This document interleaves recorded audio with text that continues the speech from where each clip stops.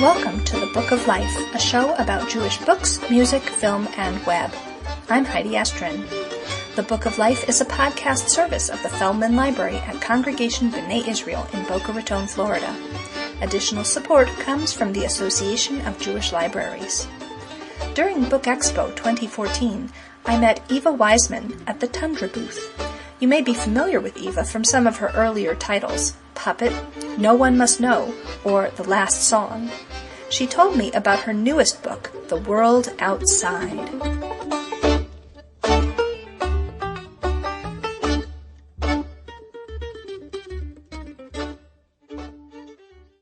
I'm here with Eva Wiseman at the booth for Tundra, and your new book is The World Outside. Can you tell us about it?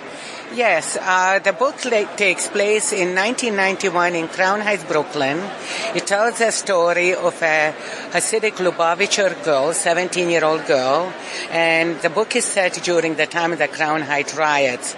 And it's really a coming-of-age story. My main character, Connie, must decide whether she will seek a singing career outside, the confines of her community, or stay where she is.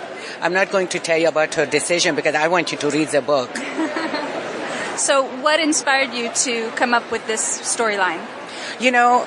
I live in Canada in a small city, 750,000 people, small compared to New York.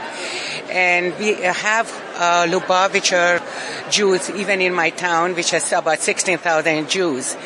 And I became very interested in these people because, I've seen them on the streets of New York, approaching you, trying to make you become more observant. I kind of wanted to find out what made them tick, what made them, go on doing what they were doing, even though they meet with constant rebuffs from the people they approach.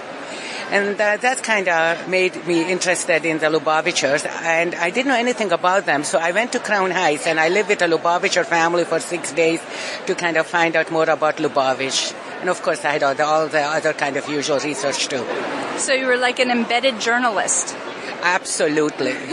I used to be a journalist before I wrote kids' books way back. And I guess an old dog always remembers the origins. So your earlier books were mostly related to the Holocaust. So why this change now? I've done actually several books on the Holocaust.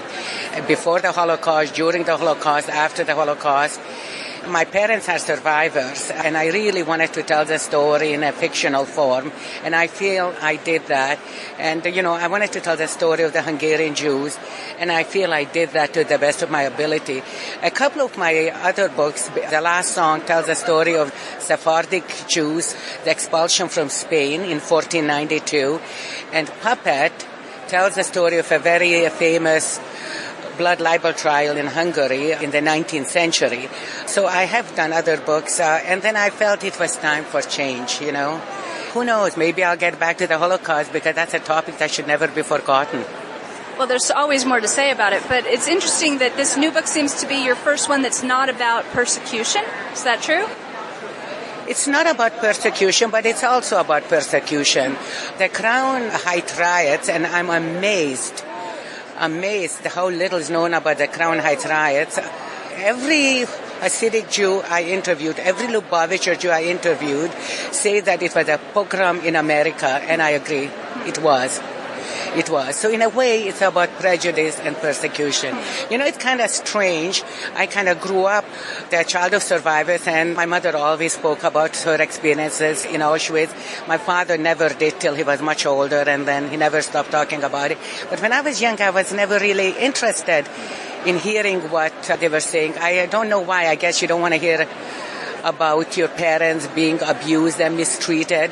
But when I started writing books for kids, guess what? That's what I'm writing about. That's what inspires me. But you're right.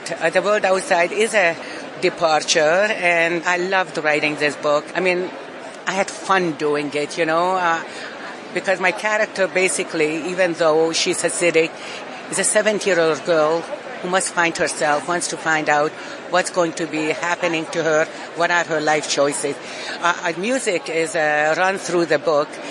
She wants to be a singer, but as you know, Hasidic woman's voice is not supposed to be heard by men outside of her family, but she also wants to find her voice in another way. She wants to find out who she is. That sounds wonderful. Thank you very much. I hope you read it. I will. Thank you. Thanks.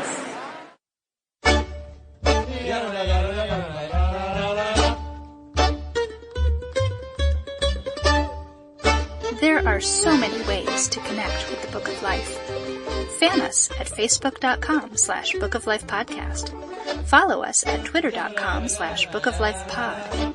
Email us at bookoflifepodcast@gmail.com or leave us a voicemail at 561-206-2473. You can also listen to the latest episode by phone at 916-313-3820. And, of course, find links to everything at bookoflifepodcast.com. The Book of Life is a podcast service of the Feldman Library at Congregation B'nai Israel in Boca Raton, Florida at cbiboca.org and is supported in part by the Association of Jewish Libraries at jewishlibraries.org. Our background music is provided by the Freilock Makers Klezmer String Band at freilockmakers.com. Thanks for listening and happy reading.